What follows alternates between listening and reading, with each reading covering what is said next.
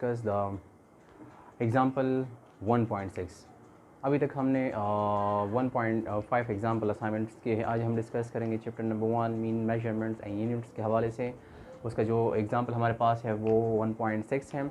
आज वो एक्सप्लेन करते हैं कि एग्जाम्पल 1.6 में हमें क्या मालूम करना है या कौन सी चीज़ हमने मालूम करनी है।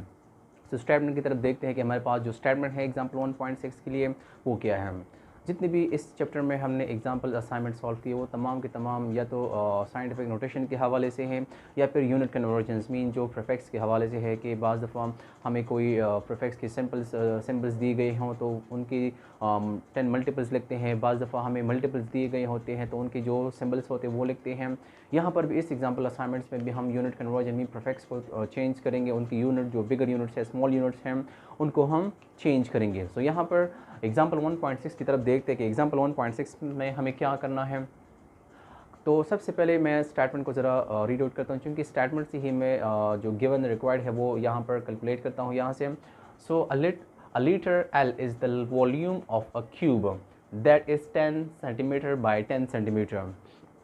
If you drink 1 liter of milk, how much volume in a cubic meters, in a cubic centimeters, B number in a cubic meters would it occupies in your stomach.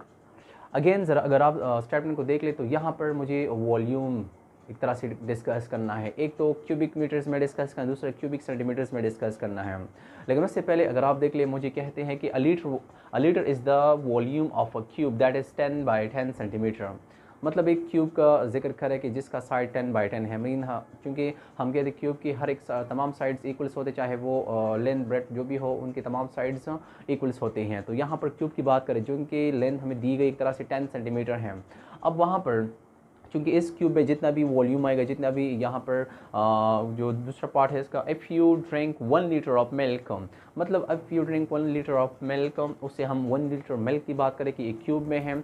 अब वहाँ पर अब वॉल्यूम को हम डिस्कस करेंगे, उस cube में कितना वॉल्यूम आता है, उस क्यूब के मुताबिक हम वॉल्यूम को डिस्कस करेंगे कि अब वॉल्यूम कैसे हमने कैलकुलेट करना है। एक तो हम वॉल्यूम फाइंड आउट करें इन क्यूबिक सेंटीमीटर्स।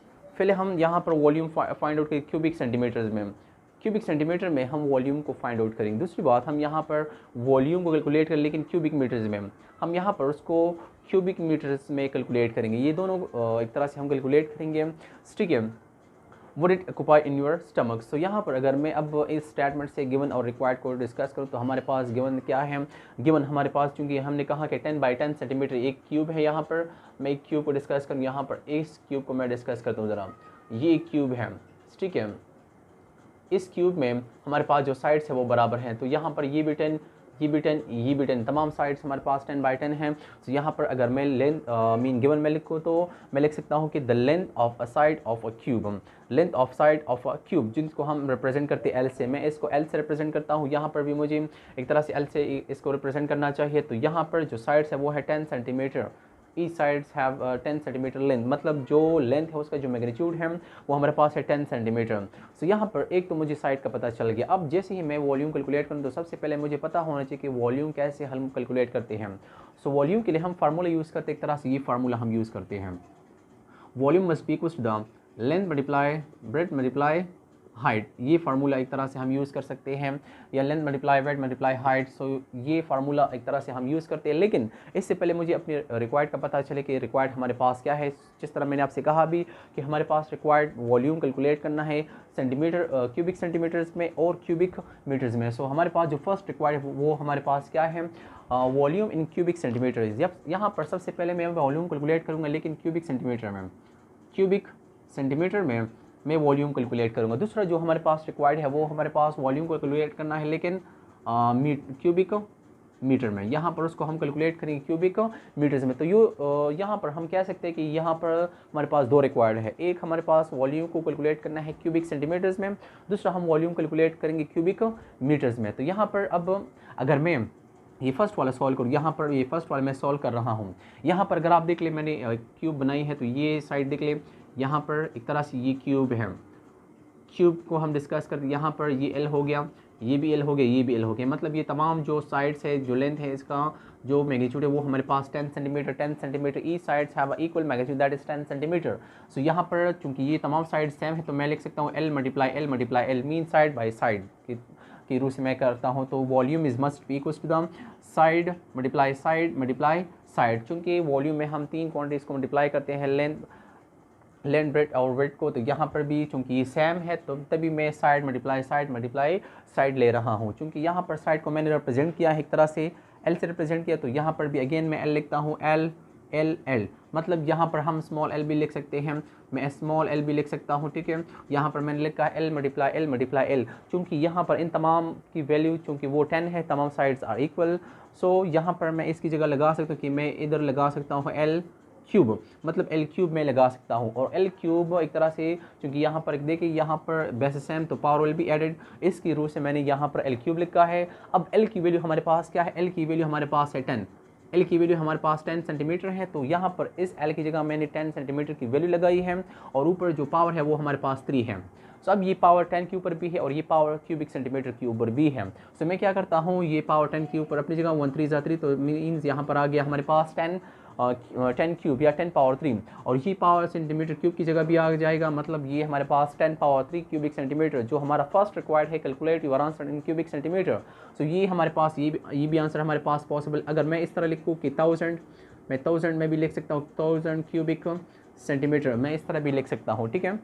सो ये हमारे पास जो फर्स्ट रिक्वायर्ड है वो हमने यहाँ पर कैलकुलेट कर दिया। अब जो दूसरा रिक्वायर्ड है हमारे पास के वॉल्यूम इन क्यूबिक मीटर्स, मतलब इसी वॉल्यूम को अब हमने क्यूबिक मीटर्स में कैलकुलेट करना है, तो मैं यही वैल्यू दोबारा लिखता हूँ कि हमारे पास वॉल्यूम है, वॉल्यूम हमारे पास बराबर है 10 पावर ऑफ 3 क्यूबिक सेंटीमीटर। अब इसको मैं इस तरह भी लिख सकता हूँ कि 10 पावर ऑफ 3 ये क्यूबिक सेंटीमीटर, मैं इस तरह होल पावर लिख सकता हूँ एक तरह से। अब अगर हम देख लें, हम देखते हैं कि हमारे पास 1 मीटर बराबर होता है 10 पावर ऑफ 2 सेंटीमीटर। तो यहाँ पर अगर मैं 1 सेंटीमीटर की वैल्यू फाइंड आउट करूँ तो बोथ साइड को मैं इस पर डिवाइड करूँगा, तो मतलब मैं लिख दूँगा 1 divided by 10 power of 2 metre must be equal to the 1 centimetre. तो मैं इस तरह भी लिख सकता हूँ 10 power of -2 metre must be equal to 1 centimetre.